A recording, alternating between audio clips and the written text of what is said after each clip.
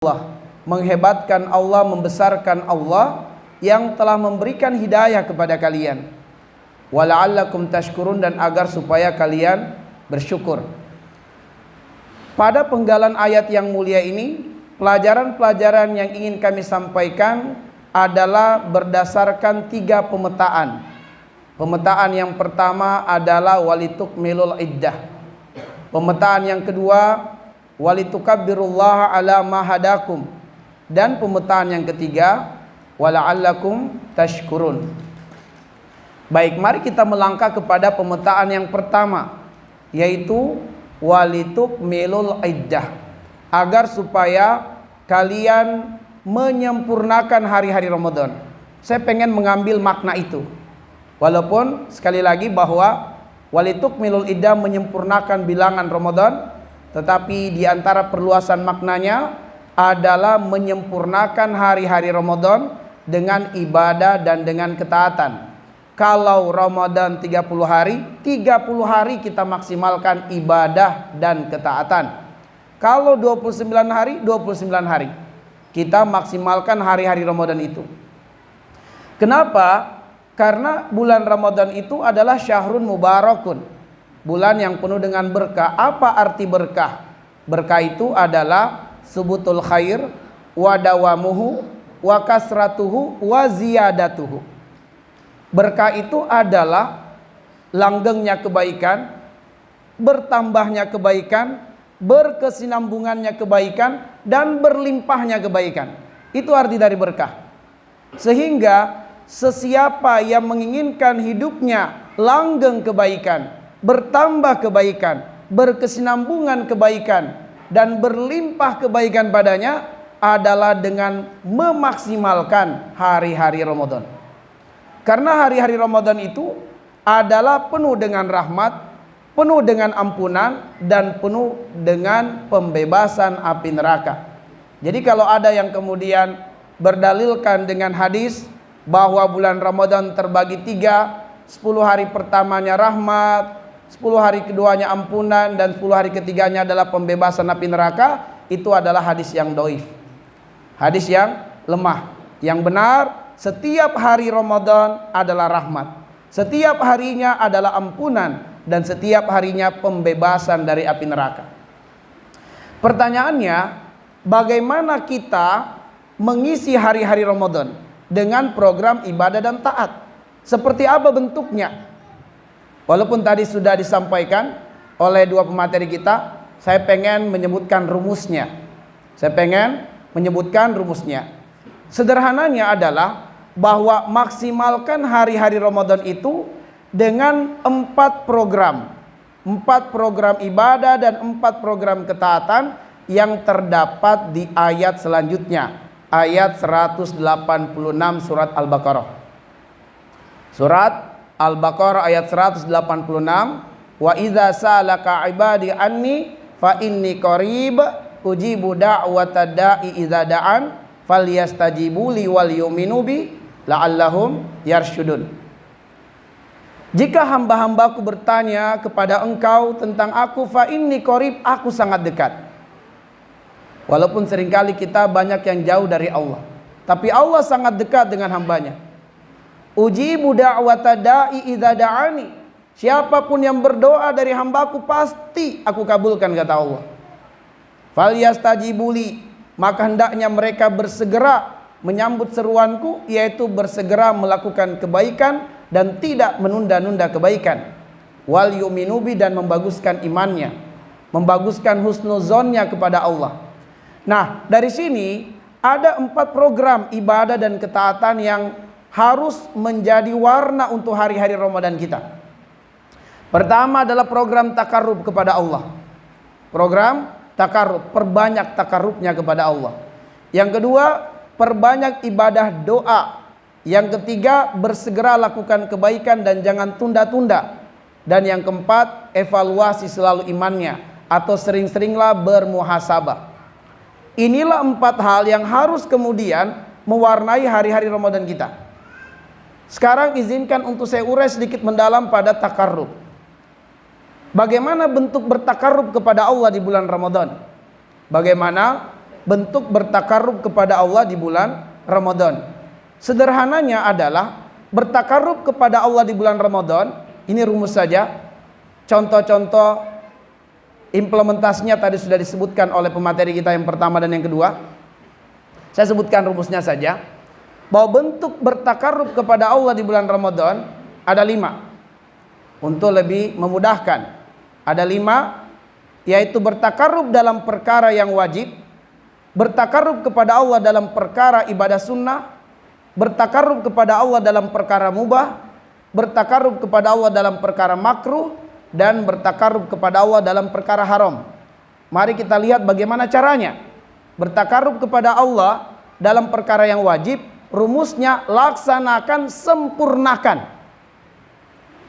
Jangan gagal fokus, kata Ustadz kita, Ustadz Dr. Abdul Wahid, adalah bahwa sempurnakan itu sebelum benar-benar kita laksanakan, kita persiapkan diri. Persiapkan diri. Jadi laksanakan dan sempurnakan pelaksanaannya. Sempurnakan pelaksanaannya itu adalah sebagaimana firman Allah, wajahidu fillahi haqqa jihadi. Surat Al-Hajj ayat 78. Kata Buya Hamka dalam tafsirnya, wajahidu fillahi haqqa jihadi, persembahkan ketaatan kepada Allah dengan yang paling maksimal. Yang paling maksimal itu adalah yang paling kita mampui. Yang paling kita mampui. Kalau kita mampu memberikan ibadah kepada Allah yang terbaik, maka berikanlah yang terbaik. Baik, jadi rumusnya bertakarrub kepada Allah dengan perkara wajib, laksanakan dan sempurnakan. Maka kenali di bulan Ramadan amalan-amalan apa yang hukumnya wajib. Salat 5 waktu wajib, puasa wajib, umroh kalau ada kemampuan wajib, berzakat mal jika hartanya telah memenuhi nisab dan haul di bulan Ramadan wajib, zakat fitrah wajib. Maka semua amalan-amalan yang wajib di bulan Ramadan, rumusnya laksanakan, sempurnakan. Sempurnakan pelaksanaannya. Nah, bertakarrub kepada Allah dalam perkara sunnah, rumusnya perbanyak dan variasikan. Perbanyak dan variasikan. Apa saja amalan-amalan sunnah, kenali itu. Dengan ilmu kenali amalan-amalan apa yang hukumnya sunnah di bulan Ramadan. Membaca Al-Quran sunnah, perbanyak. Kemudian berzikir, berdoa, perbanyak. Sedekah, perbanyak.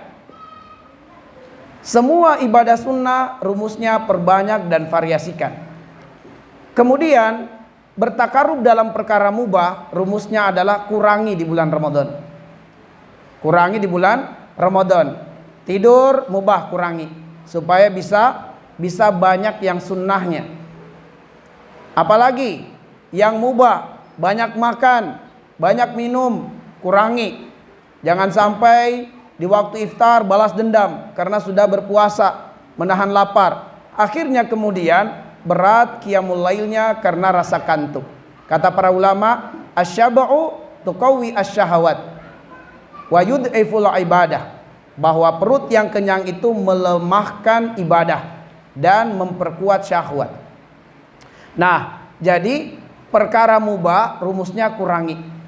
Kita sengaja meniatkan untuk mengurangi ibadah, mengurangi perkara mubah di bulan Ramadan untuk bisa memperbanyak sunnah, maka itu adalah ibadah. Ya, karena al-wasail laha ahkamul maqasid. Maka kita kurangi perkara mubah untuk bisa maksimal yang sunnah. Lalu bagaimana kita bertakarrub kepada Allah pada perkara yang makruh? Hindari, itu rumusnya. Hindari. Maka kenali apa yang makruh. Contoh yang makruh adalah tidur antara subuh sampai isyraq. Mungkin ada rasa kantuk sebab semalam qiyamul lail, bangun lagi sahur. Berjuanglah untuk tidak tidur antara subuh sampai isyraq. Karena tidur di waktu itu adalah makruh hukumnya. Karena haknya Allah untuk kita mengingatnya di waktu itu. Wazkurisma rabbika bukratan wa asila. Haknya Allah adalah kita mengingatnya. Maka karena itu kemudian tidur antara subuh dan isyraq hukumnya makruh. Kalau kita tidur tidak berdosa, tapi kalau kita tidak tidur dapat pahala. Maka bertakarrublah kepada Allah dengan menghindari yang makruh.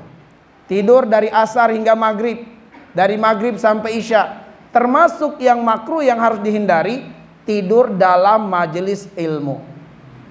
Tidur dalam majelis ilmu, hindari, dapat pahala. Ya, dapat pahala. Tidur ketika ada ceramah. Ya, ada ceramah malam misalnya antara Isya dan sholat sunat tarawih, ada ceramah. Tidur di waktu itu hukumnya makruh. Bangkitlah untuk berwudu. Oke, baik. Kemudian bertakarrub kepada Allah dengan perkara yang haram, rumusnya tinggalkan. Rumusnya adalah tinggalkan. Nah, tinggalkan gibah, tinggalkan dusta, tinggalkan, mohon maaf nih, nonton film-film porno di bulan Ramadan. Ya. Wallahu ya'lamu kha'inatal a'yun wa ma tukhfi as-sudur. Allah Maha mengetahui mata-mata yang berkhianat. Di antara tafsiran mata-mata yang berkhianat adalah mata yang jelalatan, yang suka melihat aurat-aurat lawan jenisnya, baik secara langsung ataupun dalam bentuk tidak langsung melalui tontonan-tontonan. Ya. Maka jaga. Sesuatu yang haram, rumusnya tinggalkan. Kalau di depan mata kita terbuka peluang untuk bermaksiat, lalu kita meninggalkannya, itulah takarrub kepada Allah Subhanahu wa taala dengan meninggalkan yang haram. Baik, itulah rumusnya. Kemudian ikhwatal iman wal akhwat fillah azanillahu wa iyyakum ajmain, kita melangkah kepada pemetaan yang kedua. Pemetaan yang kedua adalah walitukabbirullaha ala ma hadakum, agar supaya kalian membesarkan Allah, menghebatkan Allah yang telah memberikan hidayah kepada kalian. Allah menginginkan untuk hati kita bersih dan selamat dari penyakit ujub. Apa itu ujub? Ijabul mar'i binafsihi, takjubnya seseorang pada dirinya. Dia takjub pada amal solehnya. Dia mengatakan, saya yang paling dermawan di komplek ini, di masjid ini. Saya yang paling alim di tempat ini, di komplek ini. Ikhwatal iman ahibazani Allah wa iyyakum, maka Allah mendidik kita bahwa kalau kita mampu menjalankan program-program Ramadan dengan ibadah dan ketaatan, maka sejatinya kita mampu melakukannya karena pertolongan Allah dan karena hidayah dari Allah. Kita bisa bersedekah di bulan Ramadan bukan karena kita banyak harta, tapi Allah yang menolong kita untuk bisa bersedekah. Allah yang menggerakkan hati kita. Sebab sedekah itu tidak dikaitkan dengan banyak harta. Ciri orang yang bertakwa dalam kaitannya dengan infak dan sedekah, kata Allah, alladzina yunfikuna fis sarra'i wad darra. Calon penghuni surga itu kalau mereka berinfak, jangankan dalam keadaan lapang, dalam keadaan sempit mereka tetap berinfak. Kenapa? Karena Allah hadirkan rasa kaya di dalam hatinya. Jadi kemampuan berinfak itu bukan kemudian banyak harta. Si Korun banyak harta tapi bakhil berinfak. Tapi infak itu berkenaan dengan hidayah dan pertolongan Allah Subhanahu wa taala. Maka kalau kita mampu berinfak bukan karena banyak harta kita, tapi karena pertolongan Allah. Kalau kita mampu menjalankan banyak qiyamul lail di bulan Ramadan, kita sudah melaksanakan sholat tarawih dan witir bersama imam. Kita bangun lagi di tengah malam atau di sepertiga malam terakhir, kita kemudian melaksanakan lagi sholat sunnah. Maka kemampuan kita menjalankan itu bukan karena kita sehat, bukan karena usia kita masih muda, bukan, tapi karena pertolongan Allah Subhanahu wa taala. Kaum jelita tadi kelihatan fisiknya lemah-lemah, tapi Allah memberikan kekuatan kepada mereka, kemudahan kepada mereka untuk menjalankan ibadah dan ketaatan kepada Allah. Maka ihwatal iman, Allah menginginkan adalah agar supaya berkah Ramadan itu berlanjut.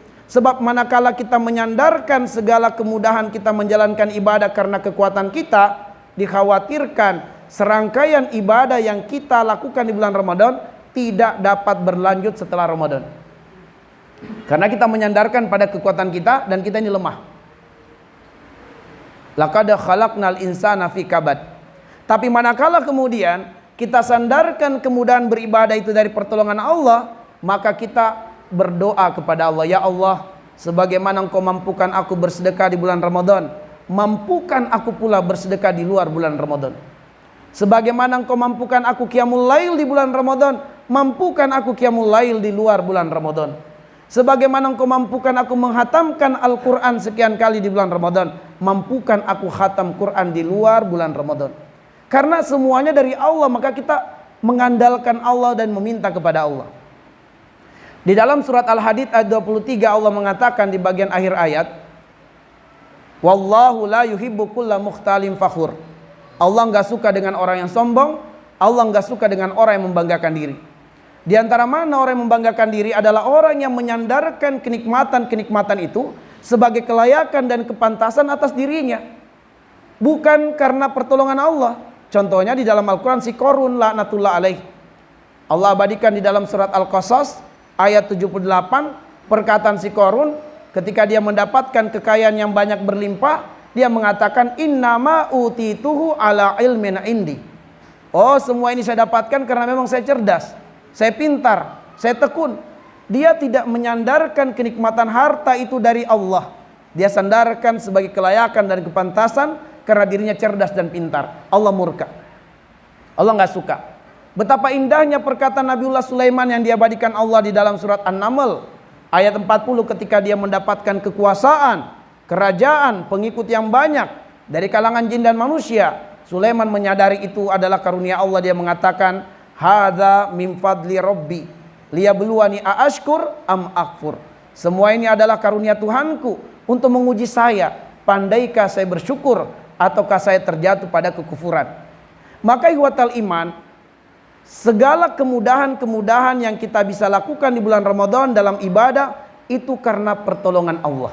Itu karena hidayah dari Allah Subhanahu wa taala. Maka ihwatal iman, terapi untuk menyembuhkan penyakit ujub di hati kita adalah kita menyadari selalu iyyaka nasta'in wa iyyaka nasta'in. Hanya kepadamulah aku meminta pertolongan. Bahwa kita mampu sedekah karena pertolongan Allah. Kita mampu jaga sholat 5 waktu dengan baik dan benar karena pertolongan Allah. Kita bisa istiqomah dengan Al-Quran karena pertolongan Allah Subhanahu wa ta'ala. Ihwatal iman, ketika kemudian Allah mengatakan walitukmilul iddah, agar supaya kalian menyempurnakan hari-hari Ramadan dari awalnya hingga akhirnya, terutama di 10 hari terakhir Ramadan. Jangan hanya di 10 hari pertamanya saja, tapi sampai 10 hari terakhir Ramadan kita sungguh-sungguh, dan kita disuruh untuk membesarkan Allah. Ini adalah karena ternyata di antara faktor yang menguatkan lahiriah, menguatkan tekad kita, azam kita adalah dengan memperbanyak takbir. Jadi memperbanyak takbir itu menguatkan lahiriah. Makanya biasa untuk membangkitkan semangat itu bertakbir, Allahu Akbar gitu ya. Kenapa? Karena memang ternyata ada getaran yang menghidupkan sel-sel yang mati di tubuh kita menjadi hidup kembali dengan getaran kalimat takbir. Dan itu sudah banyak risetnya. Maka teman-teman sekalian, perbanyak lafaz takbir. Ada 2 bentuk memperbanyak lafaz takbir. Pertama adalah dengan mewiridkan takbir, Allahu Akbar dalam keadaan apa saja, sambil duduk, sambil berjalan, sambil baring. Atau kemudian makna berikutnya adalah memperbanyak takbir, memperbanyak rakaat-rakaat di dalam sholat sunnahnya. Ya, qiyamul lailnya, sebab qiyamul lail minimal 2 rakaat, maksimalnya sesuai kemampuan. Kalau kita mau standar untuk bisa istiqomah, kita ikuti apa yang Rasulullah ajarkan 11 rakaat setiap malam. Ya. Dengan witirnya. Tapi ma'asyiral muslimin, kalau kita mampu lebih daripada itu lakukanlah. Sebab batasan minimal qiyamul lail 2 rakaat. Maksimalnya tidak terbatas, sesuai dengan kemampuan. Maka memperbanyak takbir, yaitu memperbanyak rakaat-rakaat di dalam sholat. Sebab memperbanyak rakaat-rakaat di dalam sholat sunnah kita di waktu malam itu artinya kita memperbanyak lafaz takbir. Baik, kemudian ihwatal iman, selain takbir yang juga menguatkan secara lahiriah adalah memperbanyak istighfar kepada Allah Subhanahu wa taala. Yang memperbanyak istighfar. Kenapa? Di dalam surat Hud ayat 52 Allah mengatakan wa yazidukum quwwatan ila quwwatikum. Bahwa dengan istighfar itu akan menambah kekuatan berlipat-lipat. Baik, untuk penjelasan tentang istighfar nanti akan kami perdalam pada pemetaan yang ketiga. Baik, mari kita melangkah kepada pemetaan yang ketiga. Pemetaan yang ketiga adalah wala'allakum tashkurun, supaya kamu bersyukur. Perhatikan rentetan ini. Pertama, kita disuruh memaksimalkan hari-hari Ramadan dengan ibadah dan ketaatan. Lalu kemudian kita besarkan Allah, hebatkan Allah yang telah memberikan kekuatan kepada kita untuk beribadah, memaksimalkan hari-hari Ramadan itu. Lalu kemudian kita disuruh bersyukur kepada Allah Subhanahu wa taala. Allah sedang merubah cara pandang kita. Allah sedang membangun cara pandang yang baru, yang islami bagi kita semua. Adalah bahwa seutama-utama nikmat yang Allah berikan kepada kita, nikmat yang harus disyukuri melebihi syukur kita terhadap nikmat harta, adalah nikmat kemudahan beribadah kepada Allah Subhanahu wa taala. Karena seringkali kita mengorbankan hari-hari Ramadan karena alasan mencari harta. Maka Allah pengen rubah cara pandang kita, bahwa kemudahan beribadah di bulan Ramadan, mengisi Ramadan dengan program ketaatan, itu adalah seutama-utama nikmat yang harus kita syukuri. Dan nikmat kemudahan beribadah lebih bernilai dari semua kekayaan dunia yang dapat kita kumpulkan. Dasarnya adalah surat Yunus ayat yang ke-58. Allah mengatakan, "Qul bifadlillahi wa birahmati fabidzalika falyafrahu huwa khairum mimma yajma'un."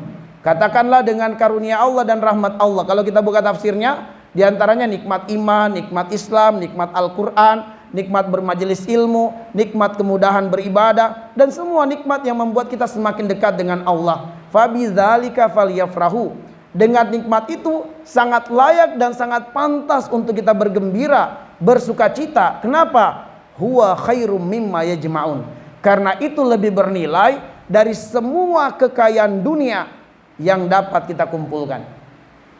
Maka iwatal iman ahibazani Allah wa iyyakum, syukurilah bahwa nikmat ibadah itu lebih bernilai dari semuanya. Kalau begitu, apakah kita memahami ini dalam bentuk pemahaman yang melahirkan kesadaran, atau pemahaman yang hanya membekas sebagai pengetahuan? Buktinya nanti di Ramadan. Seringkali kemudian 10 hari terbaik dari semua hari yang pernah diciptakan oleh Allah, 10 hari terakhir Ramadan. Kenapa dia adalah 10 hari terbaik? Sebab dijadikan objek sumpah oleh Allah. Wal fajar walayalin ashr. Bahwa diantara tafsiran walayalin ashr, hari-hari yang 10 itu adalah 10 hari terakhir Ramadan. Tidaklah Allah menjadikan makhluk sebagai objek sumpah kecuali karena keagungan dan kemuliaan yang ada padanya. 10 hari terakhir Ramadan dijadikan objek sumpah oleh Allah, tapi seringkali kita korbankan dengan perkara mubah. Padahal tadi rumusnya mubah itu dikurangi. 10 hari terakhir Ramadan kita korbankan dengan perkara yang mubah, yaitu bertawaf di mal-mal, ya, swalayan. Kenapa? Pesta diskon akhir Ramadan. Pesta diskon.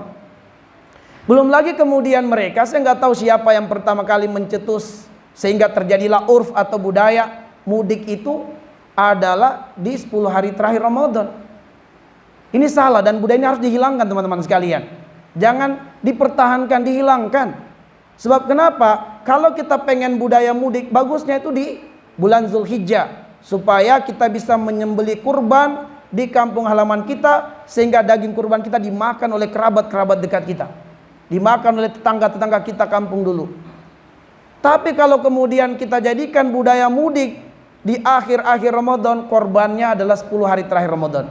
Belum lagi dalam perjalanan mudik itu ada kelelahan, kepayahan, keletihan yang seringkali diwarnai dengan kekesalan, kebencian, kemarahan karena antrian untuk mendapatkan kendaraan. Antrian kereta, antrian bus, antrian pesawat, itu semua bisa merusak nilai ibadah kita karena diwarnai dengan kebencian, kemarahan, kekesalan, egois.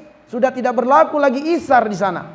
Padahal isar itu adalah wa yusiruna ala anfusihim walau kana bihim khasasa. Kita mendahulukan untuk saudara kita dalam perkara dunia, bukan perkara akhirat. Kita dahulukan untuk saudara kita sesuatu yang kita sangat membutuhkannya. Kita dahulukan dia. Kita sudah mau naik pintu nih, di pintu kereta kita sudah mulai mau masuk, tiba-tiba ada seorang kakek yang mau, kita persilakan. Itu isar namanya. Kita sangat butuh, tapi kita lihat ada orang yang sangat butuh, kita dahulukan dia. Tapi itu sepertinya pemandangan itu hilang ketika kita mudik. Semuanya berebut, tak peduli ada orang terjatuh, ada orang terinjak, nggak peduli. Yang penting kita masuk dulu di kereta, masuk dulu di bus. hilang nilai ukhuwah itu. Maka teman-teman sekalian, saya dan keluarga sudah berkomitmen sejak dulu bahwa mudiknya kami itu adalah di bulan Zulhijjah. Ya, bukan di bulan Ramadan ataupun di bulan Syawal, tapi di bulan Zulhijjah, dan harus kita mulai. Walaupun tidak salah kalau ada yang mau mudik, tinggal uruskan niatnya ya. Tapi seringkali yang korban adalah ibadah-ibadah yang seharusnya kita bisa maksimalkan di 10 hari terbaik itu. Nah, jadi ikhwatal iman, syukurilah bahwa nikmat beribadah itulah nikmat terbaik. Bermajelis ilmu seperti ini nikmat terbaik, daripada kemudian di suatu tempat mungkin ada yang menjanjikan Anda diberi uang 1 juta, tapi kemudian Anda disuruh joget-joget, Anda disuruh kemudian jadi lawakan, disuruh buat sesuatu guyonan, semua orang tertawa, lalu Anda dikasih uang 1 juta, 2 juta. Anda berada di sini teman-teman sekalian, itu lebih utama daripada Anda di tempat lain mendapatkan uang yang besar, tapi kemudian di dalamnya diwarnai dengan kelalaian. Di sini kata Nabi, kum makfuran lakum. Begitu majelis ditutup, kita semua berdiri, dosa-dosa kita diampuni oleh Allah Subhanahu wa taala. Nah, lalu kemudian diantara makna wala'allakum tashkurun, agar supaya kalian menjadi pemenang di bulan Ramadan. Di antara menjadi pemenang di bulan Ramadan itu adalah mendapatkan ampunan Allah di bulan Ramadan. Karena Nabi mengatakan celaka, celaka, celaka. Siapa yang celaka itu? Sesiapa yang diperjumpakan dengan Ramadan, lalu Ramadan berlalu pergi meninggalkannya, tapi dia tidak mendapatkan ampunan dari Allah, itulah yang celaka. Dan itulah orang yang dihalangi keberkahan Ramadan. Man hurima khairaha faqad hurim. Siapa yang dihalangi dari mendapatkan keberkahan Ramadan, itulah orang yang Allah tidak menginginkan kebaikan padanya. Sebab kalau Allah menginginkan kebaikan untuk diri kita, kita akan dimudahkan untuk mendapatkan keberkahan Ramadan. Karena itulah kemudian kita harus bertekad untuk lepas Ramadan kita mendapatkan ampunan dari Allah, sehingga kita masuk di hari fitri, kita kembali kepada fitrah kita, yaitu suci, bersih tanpa dosa, karena telah dibersihkan di bulan Ramadan. Maka agar supaya kemudian kita bisa keluar dari Ramadan sebagai orang yang bersih dari dosa, maka di bulan Ramadan kita bersungguh-sungguh dengan amalan-amalan penggugur dosa. Amalan-amalan penggugur dosa yang sejatinya sangat banyak sekali amalan-amalan penggugur dosa di bulan Ramadan. Namun pada kesempatan ini akan saya sebutkan 8 saja. 8 amalan penggugur dosa di bulan Ramadan. Yang pertama adalah sholat 5 waktu. Sholat 5 waktu adalah penggugur dosa di bulan Ramadan. Di luar bulan Ramadan juga penggugur dosa, apalagi di bulan Ramadan.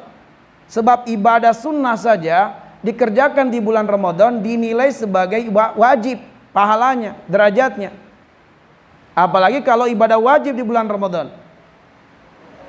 Dalam riwayat dilipat gandakan sampai 70 kali lipat. Maka perhatikan sholat 5 waktu. Sebab sholat 5 waktu adalah amalan penggugur dosa di bulan Ramadan. Kata Nabi SAW, as-salawatul khams mukaffiratu ma bainahunna iza jatanabal kabair. Bahwa sholat 5 waktu itu, antara waktu sholat dengan waktu sholat berikutnya itu penggugur dosa. Penggugur dosa, selagi dia meninggalkan dosa besar.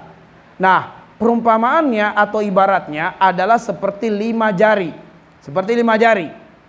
Ya, jari ibu jari adalah sholat subuh, zuhur, telunjuk, kemudian asar, jari tengah, kemudian jari manis adalah maghrib, kemudian jari kecil, jari kelingking adalah isya. Anggaplah ini 5 jari adalah sholat 5 waktu. Di sela-sela jari inilah, antara jari dengan jari itulah kita berpotensi buat dosa setiap hari. Antara subuh dan zuhur kita berpotensi buat dosa. Antara zuhur dan asar kita berpotensi buat dosa. Asar dan maghrib, maghrib dan isya, apalagi isya ke subuh, kita berpotensi buat dosa. Maka kalau kemudian kita sungguh-sungguh dengan sholat 5 waktu ini, maka sholat berikutnya akan menjadi penggugur dosa. Antara sholat sebelumnya dengan sholat yang kita kerjakan, dosa yang berpeluang terjadi di antaranya akan diampuni oleh Allah dengan sholat kita. Sehingga kemudian Nabi memberikan perumpamaan, bagaimana jikalau kemudian di depan rumah kalian ada sungai yang mengalir, lalu salah seorang dari kalian mandi di dalamnya 5 kali setiap hari, masihkah kotoran melekat di tubuh orang itu? Serentak sahabat mengatakan, tidak ya Rasulullah, orang mandi 2 kali saja bersih, apalagi ini 5 kali setiap hari ya. Kata Nabi, begitulah perumpamaan sholat 5 waktu. Dengan mengerjakannya tidak akan ada lagi dosa-dosa yang menempel padanya, dibersihkan oleh Allah Subhanahu wa taala. Ya, maka jangan tunda-tunda sholat. Sebab khawatir kita sedang menunda sholat, ternyata kematian datang kepada kita dan kita belum mengerjakan sholat. Nabi juga pernah mengambil seranting pohon kurma, satu ranting pohon kurma, kemudian beliau mengguncang-guncangkannya sehingga dedaunan berguguran dari ranting itu. Lalu Rasul bertanya kepada Umar, ya Umar, tidakkah engkau bertanya kenapa aku berbuat demikian? Umar bertanya, kenapa engkau berbuat demikian ya Rasulullah? Rasul mengatakan, beginilah perumpamaan sholat 5 waktu. Dengan mengerjakannya, dosa-dosa akan berguguran sebagaimana daun-daun kering ini gugur dari rantingnya. Baik, kemudian amalan yang kedua. Amalan yang kedua sebagai amalan penggugur dosa adalah umroh bagi yang ada kemampuan. Sebab al-umratu ilal umrah mukaffiratun lima bainahuma. Bahwa antara umrah dengan umrah itu terdapat kafara atau penggugur dosa. Ya, terdapat mukaffirah, terdapat penggugur dosa, penghapus dosa antara umrah yang satu dengan umrah berikutnya. Dan keutamaan umrah di bulan Ramadan, kata Rasulullah, al-umratu fi Ramadan taqdi hajatan ma'i. Bahwa siapa yang menjalankan ibadah umrah di bulan Ramadan, pahalanya seperti pahala haji bersama denganku. Kalau ada kemampuan, silakan berumrah di bulan Ramadan. Memang ujiannya di sana masya Allah ya, dahsyat, berat, tetapi keutamannya sangat dahsyat pula. Al ajru ala qadri masyakki, balasan tergantung tingkat kesulitan. Baik, sekarang kita melangkah kepada amalan yang ketiga. Amalan penggugur dosa yang ketiga, yaitu apa? Qiyamul lail. Kita melangkah dulu. Yang ketiga adalah puasa. Puasa sebagaimana hadis yang kita dengarkan tadi, man shoma ramadhana imanan wa ihtisaban ghufira lahu ma taqaddama min dzambi. Jadi berpuasa di bulan Ramadan menggugurkan dosa. Puasa itu wajib. Tadi rumusnya sudah jelas gitu ya. Rumusnya kalau wajib laksanakan, sempurnakan.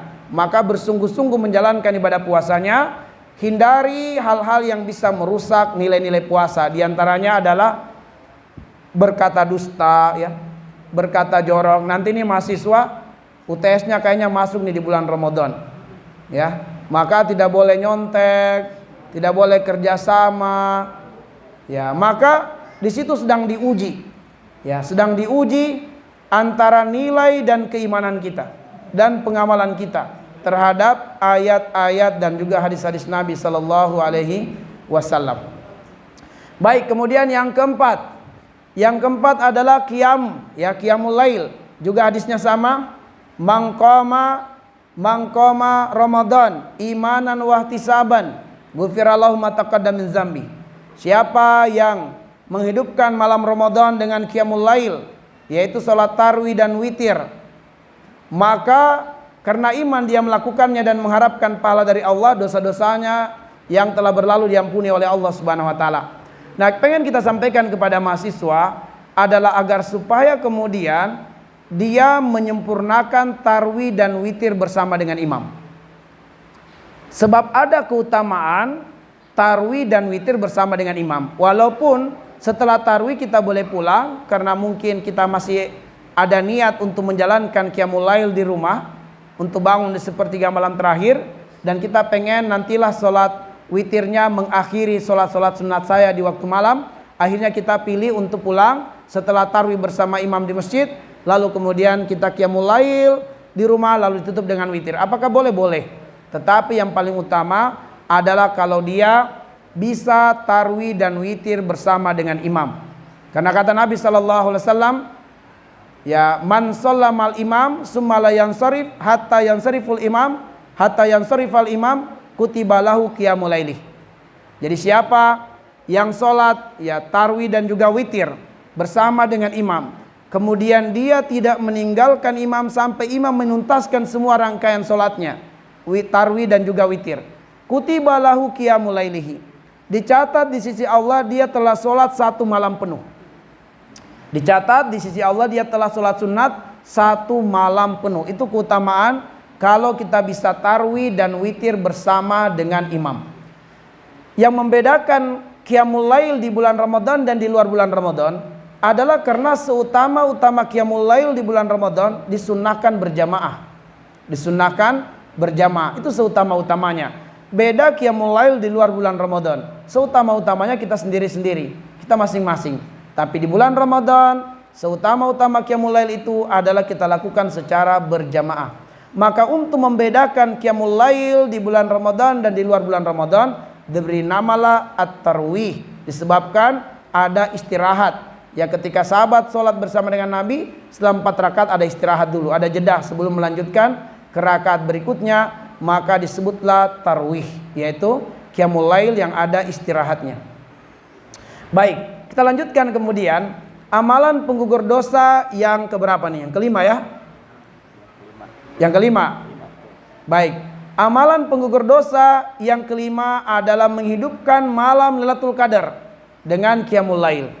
Man qama Lailatul Qadar imanan wa ihtisaban ghufira lahu ma taqaddam min dzambih. Jadi menghidupkan malam Lailatul Qadar dengan qiyamul lail itu dapat menghapuskan dosa-dosa yang telah berlalu. Maka sungguh-sungguhlah untuk kemudian malam-malam yang kita duga kuat sebagai malam Lailatul Qadar, kita kemudian bersungguh-sungguh untuk memperbanyak rakaat solat di malam-malam tersebut, agar supaya kemudian aman, yaitu kita hendaknya beriktikaf 10 hari terakhir Ramadan. Maka insya Allah pasti setiap malamnya itu dengan izin Allah kita akan qiyamul lail yang bersamaan dengan turunnya Lailatul Qadar, walaupun kita tidak tahu hari keberapa, malam keberapa. Baik, kemudian amalan berikutnya, amalan yang keenam, ya, amalan yang keenam. Betul? Ya. Amalan yang keenam adalah memperbanyak sedekah di bulan Ramadan. Memperbanyak sedekah. Karena Nabi mengatakan afdalus sedekah as-sadaqatu fi Ramadan. Seutama-utama sedekah adalah sedekah di bulan Ramadan. Dan kata Rasul, as-sadaqah tudfi'u al-khati'ah kama yudfi'u al-ma'u an-nar. Sedekah itu dapat menghapuskan kesalahan-kesalahan sebagaimana air yang dapat memadamkan api. Sebagaimana air yang dapat memadamkan api. Nabi memberikan perumpamaan yang sangat bagus, bahwa bersedekah itu menghapuskan kesalahan sebagaimana air yang dapat memadamkan api. Diberikan perumpamaannya air yang memadamkan api. Api itu bergejolak. Api itu bergejolak. Bahwa air memadamkan api yang bergejolak. Memadamkan api yang bergejolak. Bahwa ternyata sedekah itu bukan hanya menghapuskan kesalahan, tapi juga meredam gejolak untuk berbuat maksiat. Jadi memperbanyak sedekah bukan hanya menghapuskan kesalahan kita, tapi juga meredam kecondongan jiwa untuk bermaksiat kepada Allah Subhanahu wa taala. Maka perbanyaklah bersedekah. Apa bedanya itu sedekah? Apa sih arti sedekah? Nah, sedekah itu ada dua. Ada sedekah yang terbatas dalam materi dan ada sedekah yang non materi. Semua sedekah yang hanya terbatas pada materi, itulah yang disebut dengan infak. Jadi kalau Anda mendengarkan istilah infak, itu artinya sedekah materi.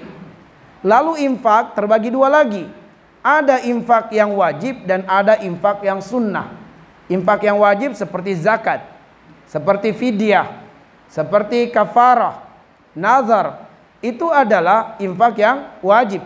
Infak sunnah inilah yang dimaksudkan di dalam hadis ini, yaitu bahwa bersedekah, yaitu melakukan ibadah sunnah, sedekah itu dapat menghapuskan kesalahan-kesalahan sebagaimana air yang dapat memadamkan api. Dan ternyata sedekah ini teman-teman sekalian, di bulan Ramadan termasuk program unggulan Ramadan. Program unggulan Ramadan yang terdapat di ayat 184. Faman tatawwa khaira fahuwa khairullah. Siapa yang bisa melebihkan di luar dari apa yang diwajibkan, maka itu adalah keutamaan bagi dirinya. Maka salah satu amalan unggulan di bulan Ramadan untuk diperbanyak adalah sedekah. Ya, Nabi di bulan Ramadan kalau bersedekah bagaikan angin yang berhembus. Ya, tidak tertahankan. Baik, kemudian amalan berikutnya, amalan yang ketujuh adalah masih sebenarnya rangkaian dengan sedekah, tetapi dia lebih spesifik, yaitu menyediakan sajian iftar untuk orang yang berpuasa. Menyediakan sajian buka puasa untuk orang yang berpuasa. Karena kata Nabi, man fattara shaima kana lahu itqu raqabatin wa maghfiratun lizunubihi. Bahwa sesiapa yang menyediakan sajian iftar untuk orang yang berpuasa, kana lahu itqu raqabah, dia mendapatkan keutamaan seperti membebaskan budak, wa maghfiratun lizunubihi, dan keutamaan terhapuskannya dosa-dosanya. Ya, terhapuskannya dosa-dosanya. Maka berikanlah makan dan minum kepada orang yang berpuasa walaupun hanya sebiji kurma dan segelas air. Baik, yang terakhir, amalan terakhir sebagai amalan penggugur dosa adalah memperbanyak istighfar.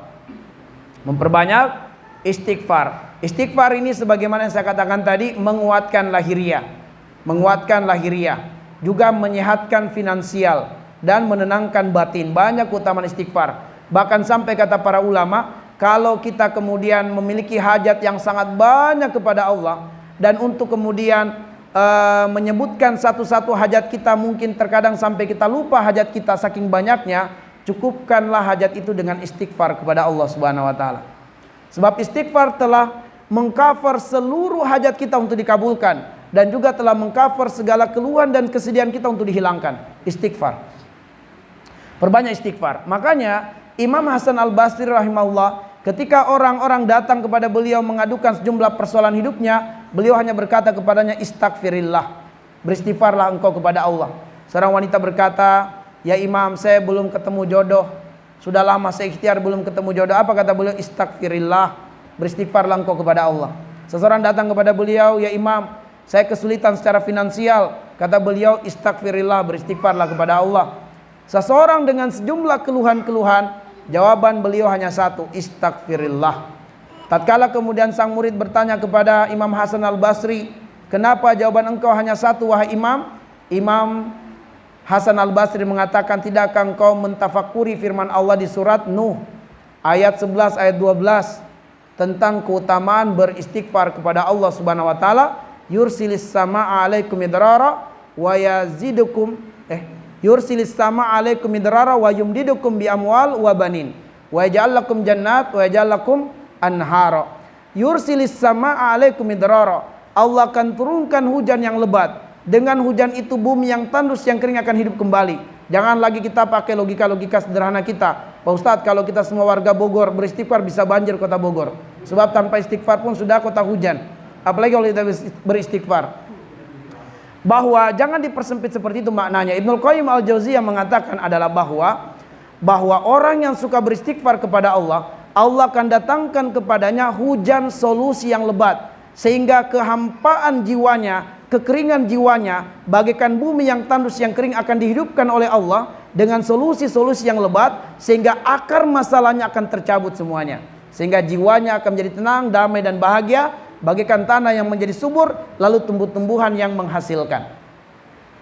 Nah, dengan istighfar, orang yang kesulitan secara finansial, wa yumdidukum bi amwal. Ini berarti bahwa seringkali penghambat rezeki kita itu dosa.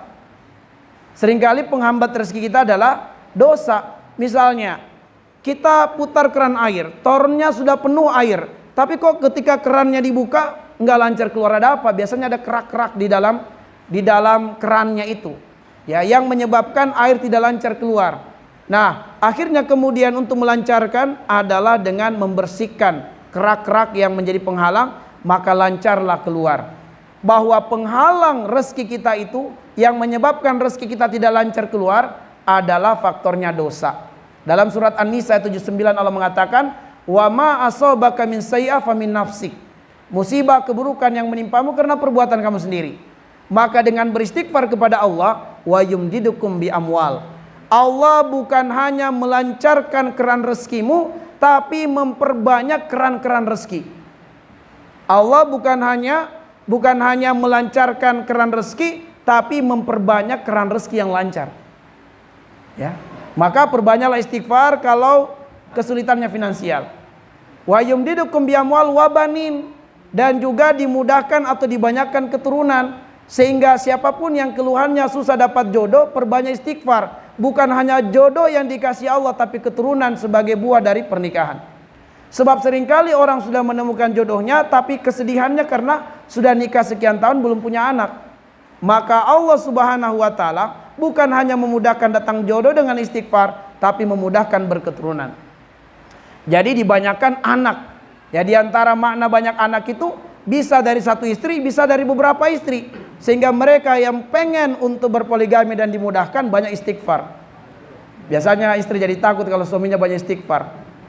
Takut kemudian dibanyakan anak dari beberapa wanita. Oke, baik. Nah, kemudian bukan hanya itu, wa ja'al lakum jannat wa ja'al lakum anhara. Allah jadikan untukmu kebun-kebun yang produktif, bahkan ada mata air di kebun tersebut. Ini diantara perluasan makna saja ya. Diantara perluasan maknanya atau tadaburnya adalah bahwa orang yang suka beristighfar, semua usaha-usaha produktifnya akan maju berkembang. Dia buka usaha laundry, maju berkembang. Buka usaha warung makan, maju berkembang. Semua usaha-usahanya produktif dan berkembang. Lalu mata air itu adalah bagaikan modalnya yang terus berputar. Kembali modal, ada untung, buka lagi usaha baru. Untung lagi, berkembang lagi, buka lagi usaha baru. Itu keutamaan istighfar. Banyak aset-asetnya, banyak usaha-usahanya. Apakah dia mampu menjalankan semua usaha-usaha yang banyak dibukanya? Banyak cabangnya, bisa. Kalau banyak istighfar, ya diantara maknanya adalah banyak keturunan, juga adalah akan dibanyakan pengikut-pengikut yang setia. Orang-orang yang jujur, yang amanah, yang akan menjadi partner kerja kita. Sehingga dia bisa menjalankan cabang-cabang yang kita buka. Sehingga insya Allah akan banyak rezekinya, ya, usahanya produktif dan dia mampu memanage, karena wa yazidukum quwatan ila quwatikum. Allah tambah kekuatannya berlipat-lipat, kekuatan fisiknya, kekuatan finansialnya, kekuatan manajemen waktunya, kekuatan apapun yang dia butuhkan dalam menapak hidup di dunia, ditambah Allah dan dilipat gandakan oleh Allah. Nah, teman-teman sekalian, pertanyaannya, kapankah waktu terbaik istighfar? Kapan waktu terbaik beristighfar? Waktu terbaik beristighfar terdapat di dalam surat Az-Zariyat. Di ayat yang ke-18, Allah mengatakan wabil ashar hum yastaghfirun. Bahwa di antara ciri calon penghuni surga itu adalah mereka selalu beristighfar di waktu sahur. Maka setelah terpenuhi hajat kita di waktu sahur dengan makan sahur, jangan kemudian menunggu menjelang subuh adalah dengan memutar TV, lalu nonton lawakan atau nonton YouTube. Jangan. Tutup itu semua, lalu habiskanlah waktu sahur Anda dengan istighfar kepada Allah. Sahur itu sepertiga malam terakhir. Sahur itu bukan makanan artinya, tapi sahur adalah sepertiga malam terakhir. Maka makan sahur, makan di waktu sahur. Bukan kemudian di pagi hari antum sahur enggak, seolah-olah sahur itu makanan gitu ya. Padahal sahur itu bukan makanan, dia adalah waktu. Nah, cuma disunnahkan makan di waktu sahur, ada barakahnya. Tapi setelah itu cobalah isi waktu sahur dengan istighfar minimal 100 kali. Lalu kemudian, apa sebaiknya lafaz istighfar untuk kita dawamkan di bulan Ramadan? Yaitu lafaz istighfar yang Rasulullah ajarkan kepada Aisyah adalah Allahumma innaka afuwun karim tuhibbul afwa fa'fu anni, dalam hadis riwayat Imam At-Tirmizi. Maka kita dawamkan. Walaupun kemudian karena ibadah sunnah kita boleh variasikan. Silakan saja kita beristighfar dengan lafaz istighfar yang kita hafal, tetapi kemudian hendaknya di bulan Ramadan kita banyak mendawamkan lafaz istighfar yang Rasulullah ajarkan kepada Aisyah. Itulah 8 program penggugur dosa yang bisa kami sajikan dan sampaikan pada kesempatan ini. Lebih dan kurangnya mohon dimaafkan. Naktafi bihadzal qadar. Nas'alullah ayyaj'alana minal ladzina yastami'unal qawla wa yattabi'una ahsana. Kami kembalikan pada Ustaz kita sebagai moderator. yang telah memberikan materi dengan judul amalan-amalan penggugur dosa. Tentu materi ini sangat penting bagi kita karena dosa ini bukan hanya dilakukan di bulan Ramadan, namun di bulan-bulan yang lain pun kita terkadang hilang dan terluput dengannya. Sehingga kita perlu mempelajari, gitu ya. Nah, di sana ada 8 cara, gitu ya. Ada 8 untuk menghilangkan, mengumpulkan dosa, yaitu ya, di antaranya ya ada sholat, umroh, puasa, qiyamul, menghilangkan lupa dan berbagi sedekah, ini jangan saja untuk orang yang berpuasa dan memperbanyak istighfar. Dari materi yang disampaikan oleh Ustaz Samsul, ada yang mau bertanyakan? Ahwat, jika ada yang bertanya, silahkan bisa melalui WA ya. Iwan, ada yang bertanya? Oke, Iwan sepertinya sudah mulai ada yang bertunduk. Boleh merapat, pegang pundak temannya yang di depan.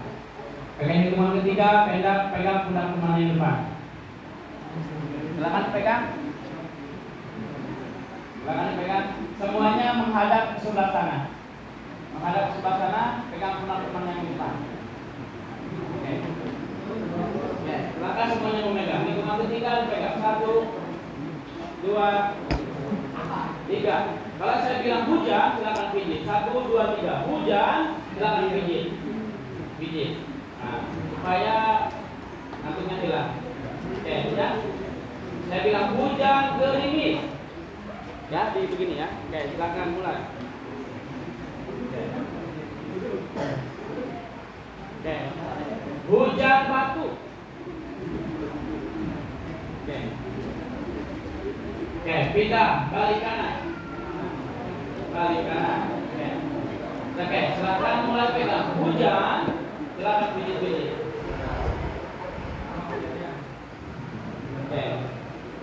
Oke, hujan gerimis.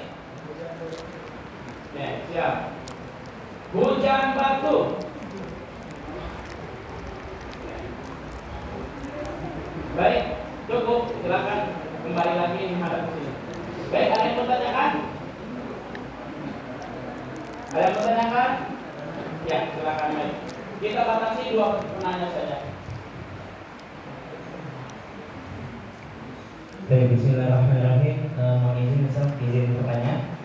Ketika kita melihat 8 amalan penggugur dosa, diantaranya ada poin ke-6 dan poin ke-7. Yang ingin tanyakan adalah bagaimana dengan sebagian ikhwah kita yang memang dari mereka kekurangan materi, tapi ingin mendapatkan keutamaan dari 2 ini. Misalnya ingin menyajikan hidangan iftar untuk orang yang berbuka. Dia tidak punya materi untuk memberikan, akan tetapi dia ingin menyumbang jasa menyiapkan makanan untuk orang yang berbuka, gitu Ustaz. Nah, kemudian contohnya juga adalah sedekah. Mungkin sedekah terbagi menjadi 2, ada yang materi dan ada materi Ustaz ya. Misal kita tidak punya materi untuk disedekahkan, bagaimana ketika kita bersedekah dengan cara senyum Ustaz? Demikian yang ingin saya sampaikan. Terima kasih. Jazakumullahu khairan katsiran. Syukran. Makasih. Baik, bismillah, alhamdulillah, wassalatu wassalamu ala asyrafil anbiya'i wal mursalin wa ala alihi wa sahabatihi ajma'in, amma ba'du. Nah, ihwatal iman ahibazani Allah wa iyyakum ajma'in. Kita pengen mendapatkan keutamaan, ya, keutamaan memberi makan, memberi minum kepada orang yang berpuasa. Namun kita terbatas secara finansial.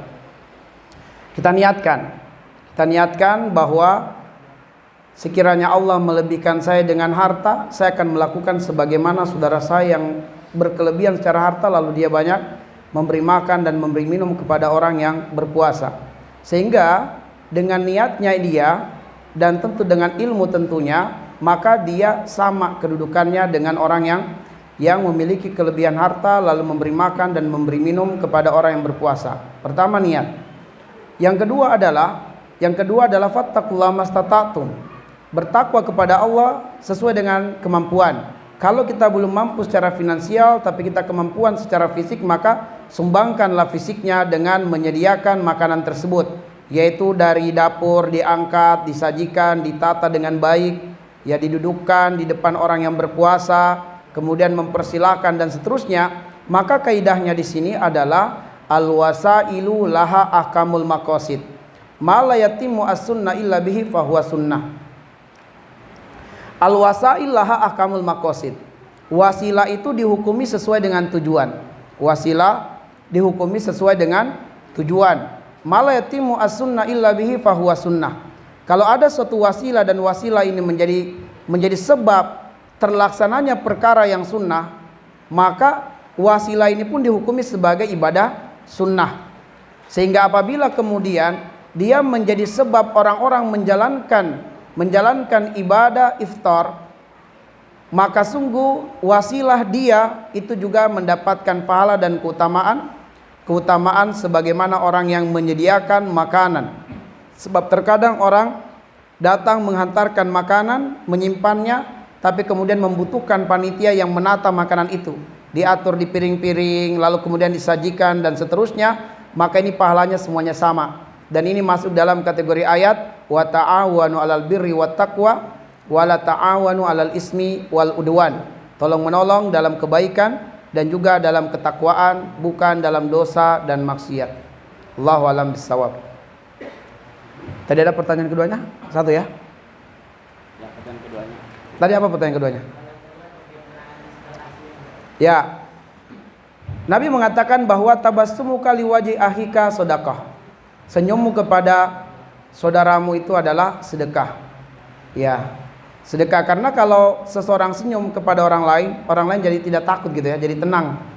Cuma memang sekali lagi bahwa aktivitas senyum ini membutuhkan orang lain gitu. Jangan senyum sendiri. Ya, bahaya. Lihat tembok Anda senyum, lihat pohon Anda senyum gitu. Nanti orang jadi takut gitu.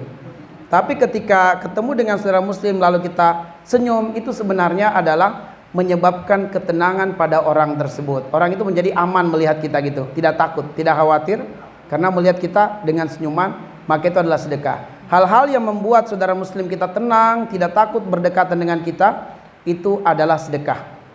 Termasuk senyum kita. Termasuk, mohon maaf, kita perhatikan kebersihan tubuh kita sehingga orang nyaman dekat dengan kita, tidak mencium bau karatan misalnya gitu ya. Nah, itu juga termasuk sedekah teman-teman sekalian. Maka kita perhatikan kebersihan kita, pakaian kita sehingga orang nyaman, tenang, itu bagian daripada sedekah. Allahu a'lam bissawab. Tapi kalau nanti dikatakan, ayo kita berinfak untuk Palestina, senyum aja terus gitu, ya nggak masuk, sebab infak itu materi. Kalau sedekah tadi ada materi, ada non materi. Kalau disebut infak itu artinya materi. Ayo kamu nggak berinfak, senyum aja terus. Dia lihat panitianya senyum, ternyata dia pengen berinfak dengan senyum. Oh salah, itu sedekah bukan infak. Baik, kalau Ustaz yang telah memberikan materinya dan juga telah menyampaikan jawaban dari